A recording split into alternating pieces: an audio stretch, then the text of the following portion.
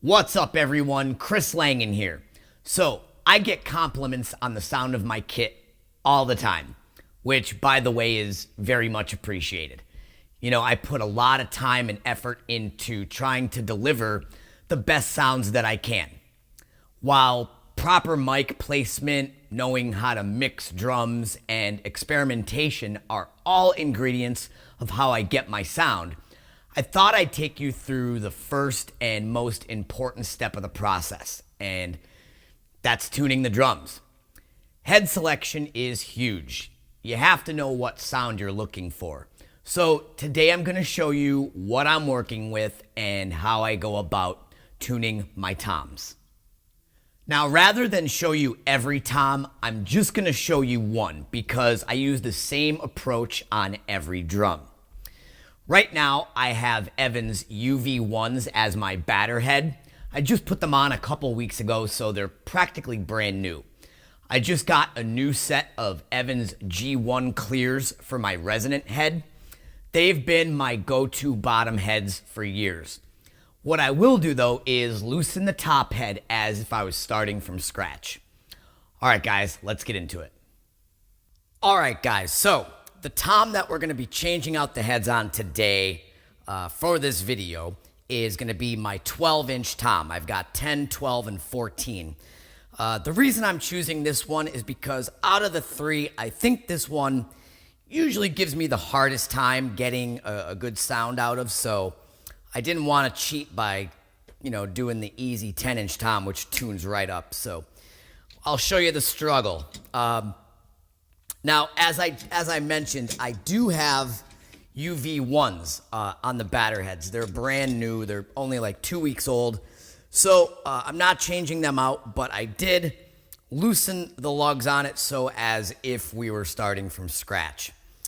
All right, so what you want to do is loosen all the tension rods. Get your head off. Now, I like to save heads. I've got other kits, practice kits, and, there's nothing wrong with this. This will work great on a practice kit, so I like to hang on to them. Now, since you've got your heads off, this is a really good time to go ahead and take a towel, clean off your bearing edges. You get a lot of dust and dirt in the drum over time, which you probably don't realize. You could also go around and get some of the hardware, these tough to get places when you don't really have access to them when the hoop's on there. So, and definitely get the inside of the drum. There's a lot of dust that builds up in there. You want to make sure you get all that out. Also, good time to go around and just check all the screws on the inside. Make sure nothing's loose. I just checked these the other day, so I know everything should still be pretty good. But check them again anyway. All right, so now time to grab my head.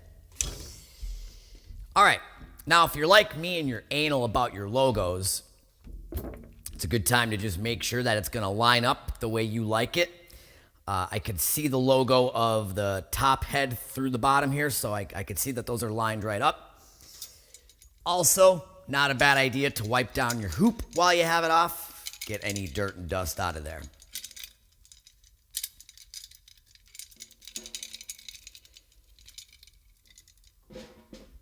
All right, so what we want to do now, once we got the hoop back on, is just go around and get your tension rods finger tight.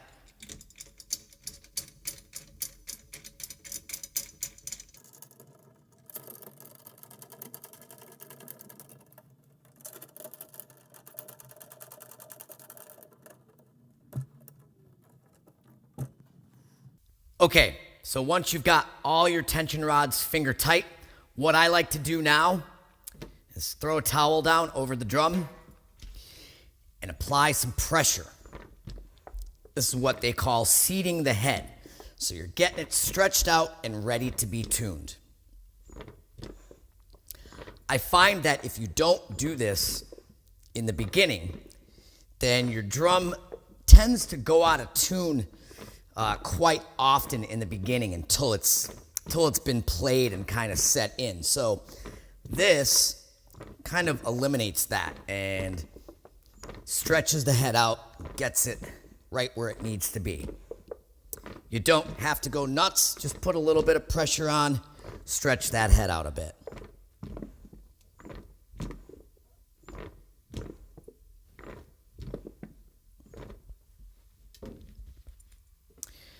All right, once you've seated the head, make sure these are still finger tight. What I like to do now, and this is the way I tune my drums. I always start with the bottom head, okay?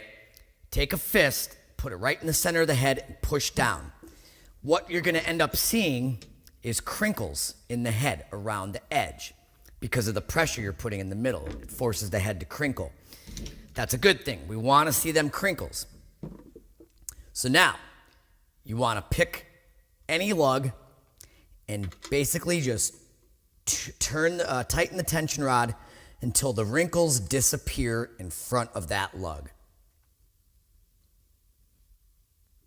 Okay, still a little bit there, still a little bit more.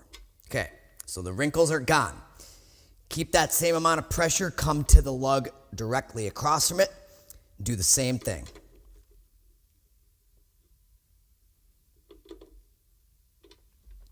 Okay, then you go to the next one. So I went here, then I went directly across from it. The next one in line would be this one.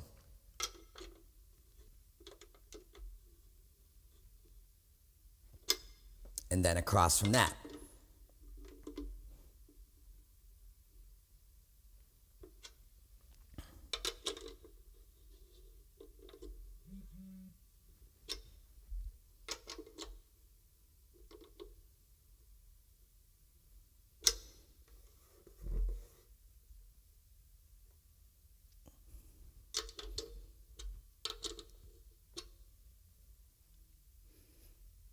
Okay, all the crinkles are gone.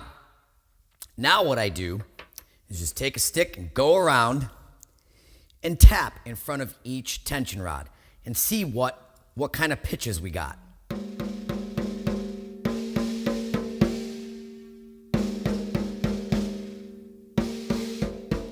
As you can see,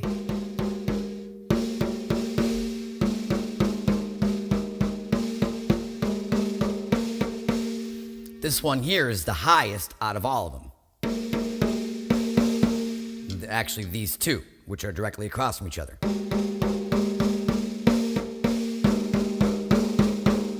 Okay, now, one of the keys to tuning toms, in my opinion, is to tighten the bottom head tighter than the top head. So, what I'm gonna do is, since these two lugs were the higher pitch of all of them, I'm gonna try and match these other four to these two, as close as I can get them.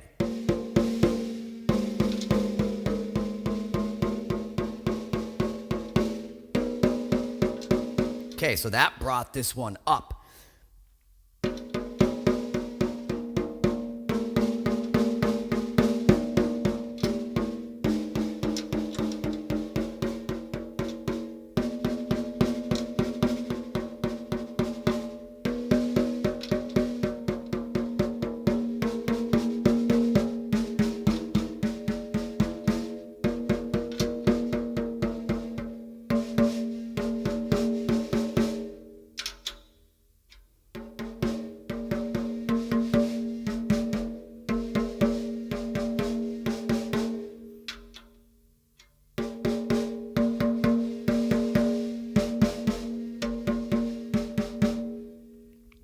All right, that's pretty close. We've got a similar pitch on all the lugs. Now, all I do, flip the drum over and do the same exact thing to the top head. All right, so apply a little bit of pressure. Make sure everything's finger tight first. All right, apply a little bit of pressure, get the crinkles out.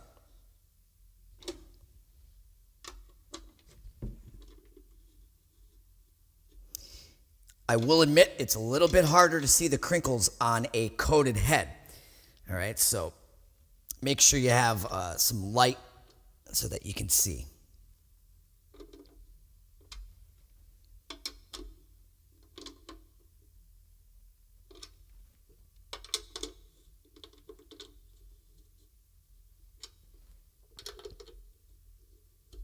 It's probably hard for you guys to see on the video.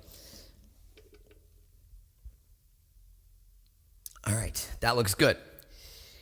Now, believe it or not, with maybe just a little bit of fine tuning, that's it.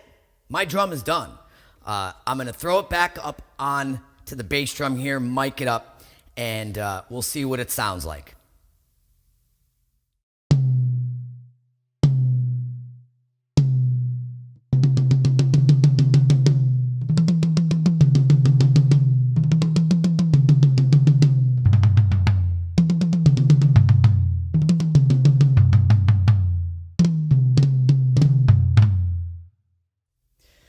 All right, I mean, not bad at all.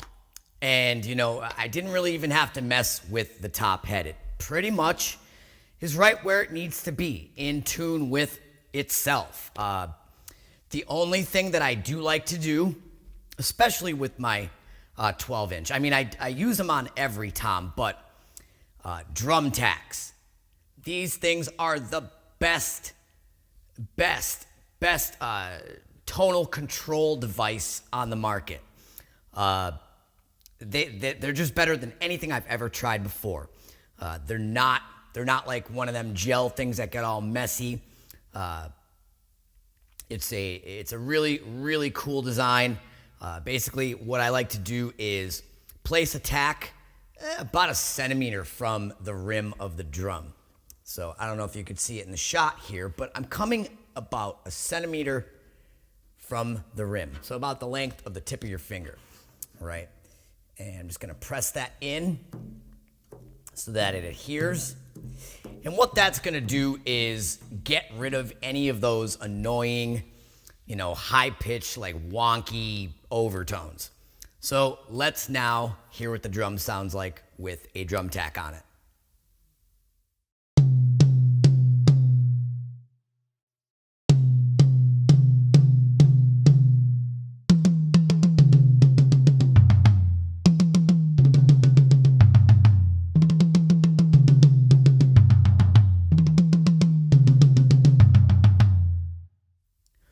So what's cool about this process of tuning out the crinkles, getting the bottom head in tune with itself, and then tuning out the crinkles of the top head is that it just puts the drum in tune with itself. Each shell has a sweet spot, and it just seems to bring it right to that sweet spot. And if I do that with each individual drum will be in tune with itself and with each other, and it just works out perfectly. So I hope that has helped, guys. I know it's not as mind-blowing as you think, and you're probably like, wow, that's all you have to do. Honestly, that's all that I do. So, all right, guys, I hope I've been able to shed some light on how I achieve my sound. If you have any questions, feel free to email me at chris@chrislangandrummer.com. Also, I will leave the websites and links to all the products I use at the end of this video. Thanks for tuning in, and we'll see you guys at the next video.